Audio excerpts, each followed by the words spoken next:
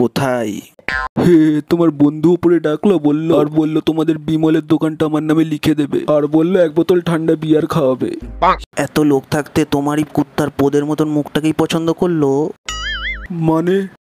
কিছুদিন আগে আমার বন্ধু তোর মতনই একটা আবার লোককে এরকম লোভ দেখিয়েছিল, তারপর তাকে ডেকে 1 বোতল বিয়ার খাইয়ে তার 2টো বিচির গুলি খুলে নিয়েছিল।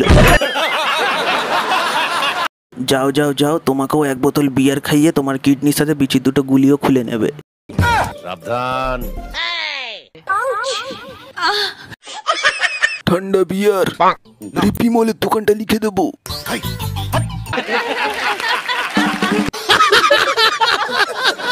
আপনি আমাকে বিড়িখোর বলে অপমান করছেন, কিন্তু আপনি আমাকে চেনেন না। আমি হচ্ছি সেই মাতালের ছেলে যার বাবা হাতে ধরে মদ তৈরি করা শিখিয়েছে।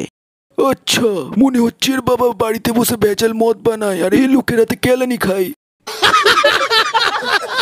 ভেজাল জিনিস নয়, অরিজিনাল মদ বেচি। মাথা গরম করালে এক্ষুনি ফেলে কেলাবো, যান এখান থেকে।